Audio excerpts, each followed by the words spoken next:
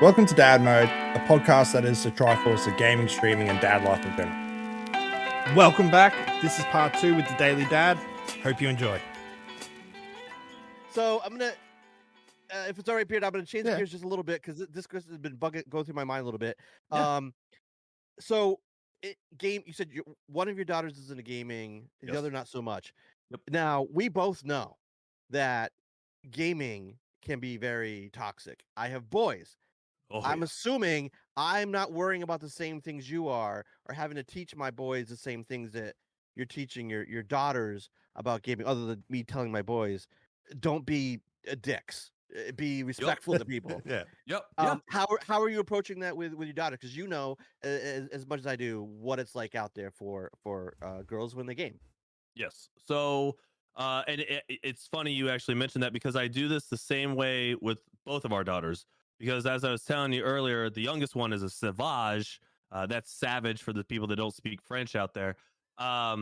She's a monster on the lacrosse field, but she also is in a negative way a monster to her teammates. And that can be just as toxic as a person that you play with or that talks, all kinds of wants all the smoke while you're playing a video game. And our youngest daughter, she just goes straight to the mute button. I mean, she takes literally zero effort from anyone on the internet and she's just like, boop, mute, boop, no more chat from this one. She'll just go on down. You never seen people they show people on the internet where they go to say something and the person literally knows the exact button combination to go straight to the screen to mute somebody? That's her. She is that fast with it. While the youngest wants all the smoke, I have to actually corral her and explain to her the mentality that you're putting off right now is real bad juju. What you're doing is going to not look good for you, not look good for your teammates. And let me tell you right now, you can be the best player. That coach is gonna have to make a decision and probably bench you. And she's like, what? She's like, but I'm really good. I'm like, yeah, I know. We all know. We know you're really good, but you can't act like that. Yeah, you can't have and an it's ego. just like that. Yeah, and you can't act like that on the internet either. You get muted. And then, you end up doing it so many times and you think you're so funny and so cute that now you have no one to talk to.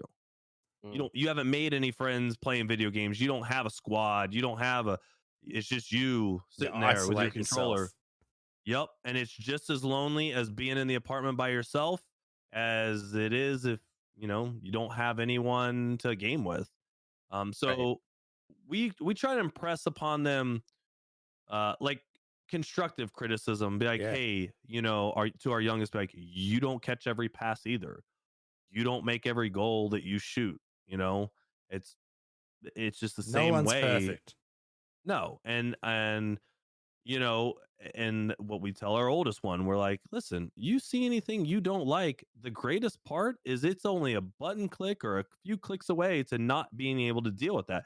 And I think a lot of parents, it sounds stupid, but I don't think a lot of parents explain that to kids.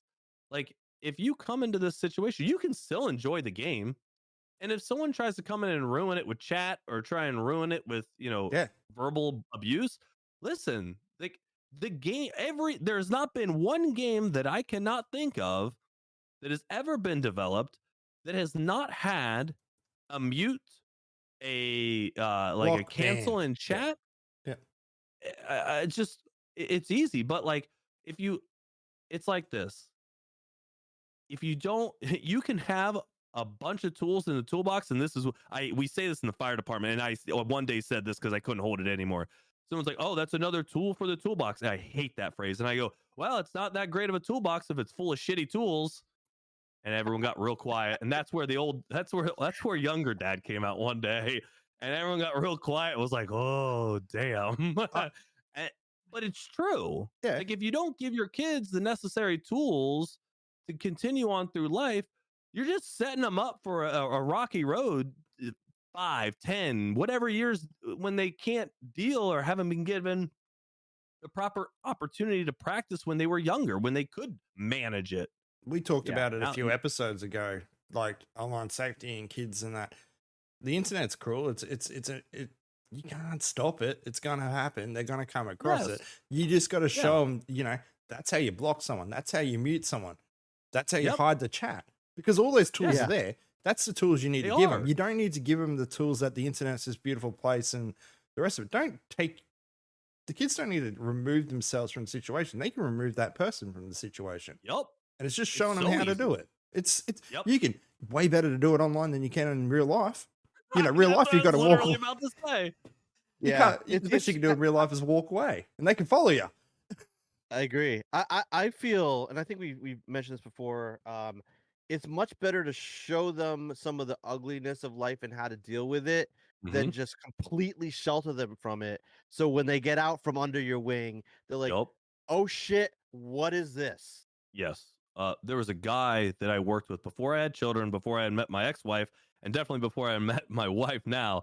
He's told me, and he had kids, and he gave me one of the best piece of advice. And for those of you that are listening and hear this on this podcast, please take this away. For, if you have kids now and they're still young, and you can still adopt this theology. And if you don't have kids, you can adopt it immediately. Talk to your kids like they're adults. Do not talk to them like they're babies. Okay. If you talk to your children like they're babies and I mean, obviously, when they're babies, you can do the ooh, gaga, like peekaboo. That's Like, what I do. we're not talking like that. We're talking as they become toddlers. Talk to them like they're real people. If you talk to them like they're babies, it progresses through, you are doing nothing. And I will literally die on this hill with this flag in my hand. You are doing nothing but an injustice and a disservice to your children. I agree. I 100% agree 100% with it. agree. My Thanks. wife and I have adopted that since our kids were born. It was tough because 6 weeks old. I'm like, what do you want for dinner? He's like, Gaga. I'm like, I don't know what that is. You get nothing. But they did grow into understanding talk, and now they can articulate their needs, And now they eat. get Cheerios. and now they get Cheerios. Cheerios and nuggets. Yeah. You want Dino Nuggets? Goo goo gaga. Trash. No, but it's great advice. It's great advice, and it always frustrates me when I see other parents not talking to their children age appropriate. You know what I mean? Yeah. And it helps them understand the world better. It helps them understand vocabulary better. It helps them understand a lot of things and to view things from a more mature standpoint It earlier allows on, you. which Yeah. helps. Yeah. And it allows you to be able to hold a conversation.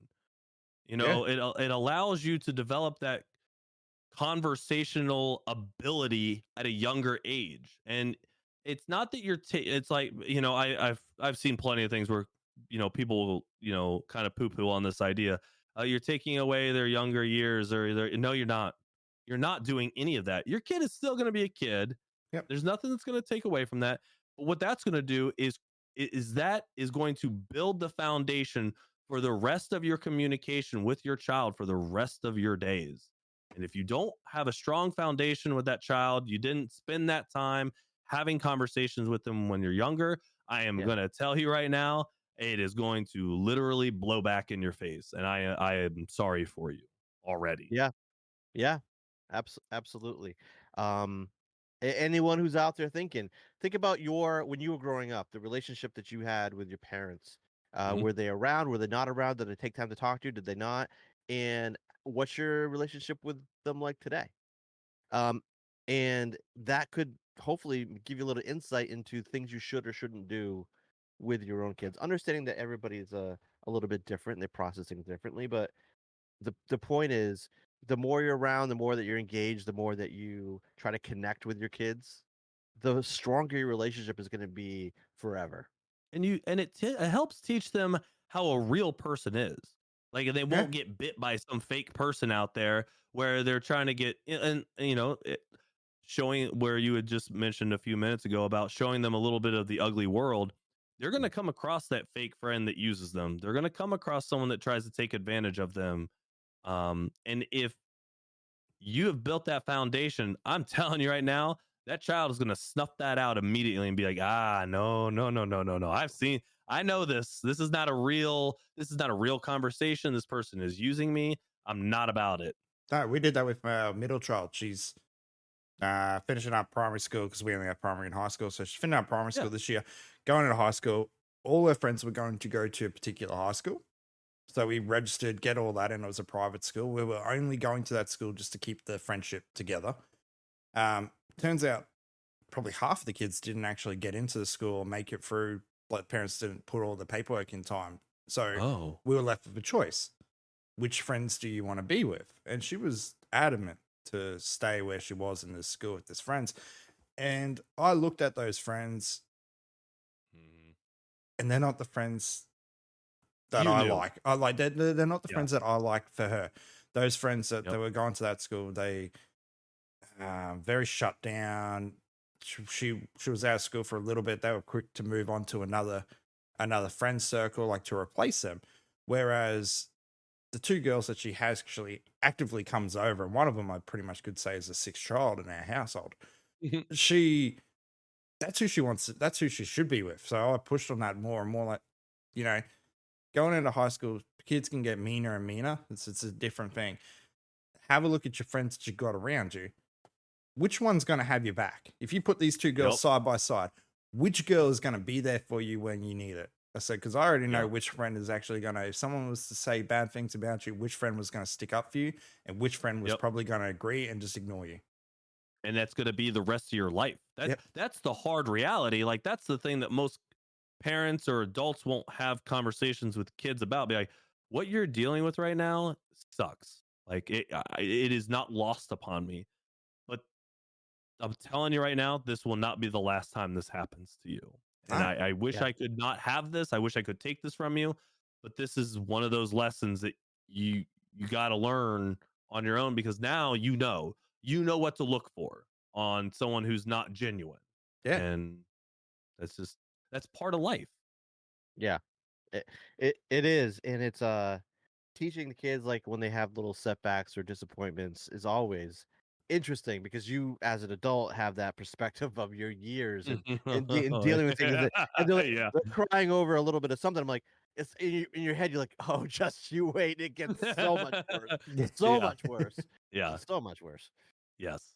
Ironically enough, the two friends that she's sticking with that are going to high school with her actually got into the first physical fight at the school's ever had. It ended up being in between two girls, not two boys, and it's because both girls are very strong-headed, and they're still friends. It was a fight. I think they were just having a moment, but that's the friends you want. That's what I said. That's the friends you want. They're fun. They're out there. They stick with you.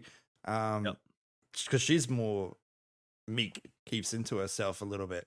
So having those two more vocal friends, and then I mean vocal because they won't take shit. Both of their parents have done a phenomenal job at teaching their two daughters how to see through the crap that people sees. And they know when someone's talking bad about it or how it is, and they handle those situations so damn well. That's sensational. Like, I remember when it makes me think of, like, what you said, fight. There are guys that, like, we've almost gone to blows, like in the middle of the bay at the firehouse back when there weren't cameras and there wasn't an HR department and stuff like that. And I remember guys breaking, like, I remember one guy, him and I were like literally at the other ends of the bays, and we started walking towards each other.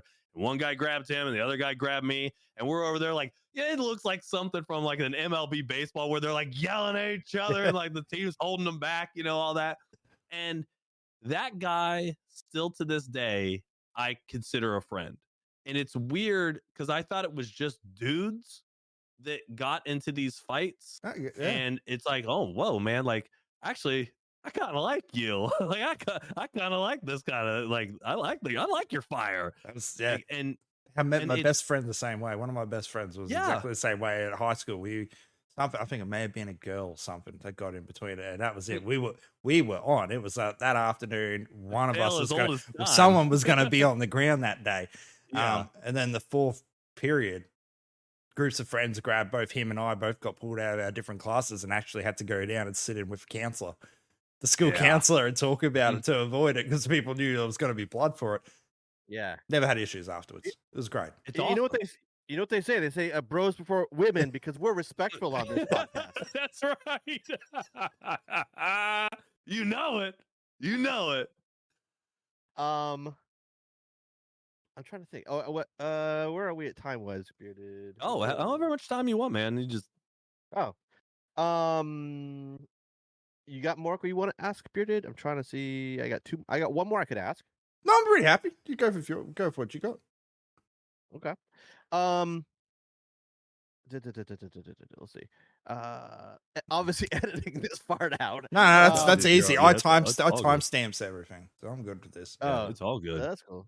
Let's see here. You did last time. Last week you said middle of the Halloween. You go, you can just edit this out. I'm like, yeah, cool, cut. So I haven't asked this question before. Okay. Do you see ways that you can use, or do you use gaming as a tool to like teach your kids about life or kind of growing up? Like taking bits and pieces out of a video game, like any I guess insights you've learned from a video game that you've taken away and then use that in life, I guess. Thank you for asking that much better than I did. Yeah. No, not really. I can't think of any moments specifically to that extent. I learned that if you don't feed your dog, they'll run away from video games. Yeah. I feel like what has really taught me, and I even if my parents listen to this, I grew up okay. I don't have any like major qualms or anything like that, but I learned from a lot of the parent I wanted to be from the parent that my parents weren't.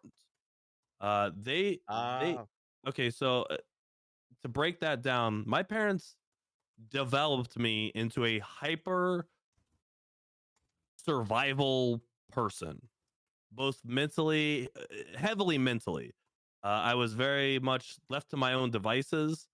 Although my parents supported me, don't let me make it sound like my parents didn't come to my games and stuff like that. They were there, but conversationally, non-existent. Like it was it was the stick, not the words. But it was also a different time then. It was. It was a different time, and that was the way things were then. And I don't hate it. But I learned on a way where we were talking earlier. You're either winning or you're learning, and I was learning all the time. and I think and I think about that still to this day. I don't talk to my siblings. I don't really talk to my parents too much, not as much as I should, and I think about that still this day. Does your wife encourage you to talk? I know mine does. Mine does. Mine encourages me more to, hey, you need to talk to your mother or something like that. Like, no, my wife is more like, I understand the way you are now. She goes, it makes more sense. Like after being around my parents for a while, it's not anything negative. And like I said, I need to definitely preface this. It's not a negative thing. But she goes, I very much understand why you are the way you are. And I'm very self-reliant. I'm very self-motivated. All my stuff comes from internal. Like I'm very an internal person. My motivations, everything. I don't need someone to tell me I'm doing a good job. No. And when someone tells me I'm doing a good job, yeah. And when and I know it irritates people because when they tell me, "Wow, you did a really good job," I'm like, okay. Like the right response is thank you. I appreciate you saying that. Yada yada yada. But I didn't grow up that way. I didn't get outwards, influence. It was work quietly, work silently, work in the darkness, and people will notice, and just work when no one's watching. And I was okay. Yeah, I was similar to you. Like I'm the oldest of on my mother's side because my parents are split. So there's 2 on my father's side. I talked to my brother there, and then on my mother's side, there's 4 underneath me. And the youngest, like you were saying, the younger brother. My youngest brother, he's, I want to say 15 years younger than me. So most of the time, besides the brother that's 2 years younger than me, I was a teenager when they were all born. I was out. We lived in a rural town. I grew up in the city, but then by the time I was a teenager, we moved out of town. So I was catching the bus in and not coming home on a Friday, and they won't see me till Monday. Right. Because I was out with friends and the rest of it the whole time. I lived my life, I'm making that relationship with my brother now work. Like I know he's starting to get into games and stuff, and he drove the hour over to my house the other week just to build a PC because he wanted to do that. I'm like, bring it over here, I'll do it. Yeah, that's awesome. And he brought a VR Quest, and I'm like, oh, I've got a Quest now. Let's play a game occasionally. Like we do that. But like even my youngest sister, she was a baby by the time there's 20 years between us. And I was living at the other side of the country by that time. Right. So I did not see most of my siblings grow up for their period. And it is a period like I regret because I was that independent. My parents were busy. My mum and my stepdad were busy with the children. So I was off doing my own thing. I had my own independence. Yeah. I didn't need that. The only thing I took away from my parents and how they parented me when it came to my own children was the educational side. My parents never checked in on what I was doing. Oh, okay. So my parents were all over me. Mine didn't. I was free range to do what I want. I know I left school, did carpentry. Nowadays I have a great job. I worked hard to do that. Could have been different if I put more effort in high school, and it probably would have been different if someone had pushed on me a little bit more. Yeah. And in saying that, I'm probably the smartest person in my family, like out of my siblings. My parents have no problem saying that. They didn't know how to communicate with me and help teach me with those things because I knew more of it than them. So they never pushed on it either. And that's the one thing I push on my children. It's just that educational side now because that my parents didn't. And I feel like that's one thing that may have pushed me better, I guess, besides the independent thing. Mm-hmm. The hardest thing that I've had to learn since I've had kids is how to balance being the dad that my kids need with the person that I am. Because it's not the same person. It's not based on how I grew up, right? Yeah.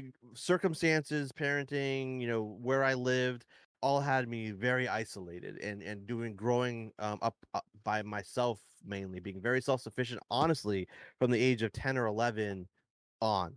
And I'm somebody who strongly needs private time, quiet time, not talking to people time. And that is difficult because you need to be engaged with your kids. You need to be there. You need to ask them how their day was. You need to play games with them. You need to do whatever. Teach them how to do stuff. Be a dad. And they don't get that my battery runs out quickly. Yeah. And I need some alone time. I just need to decompress.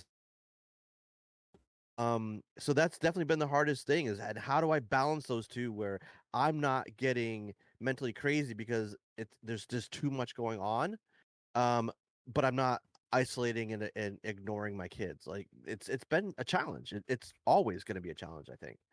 And the other thing is like, and it's not that both parents aren't.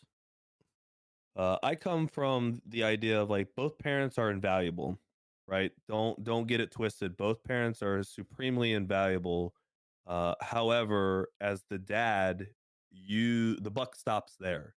Like that's your typical home, your typical house. The buck stops with dad because everybody's in their entire life has always heard, "Do you want me to call your dad?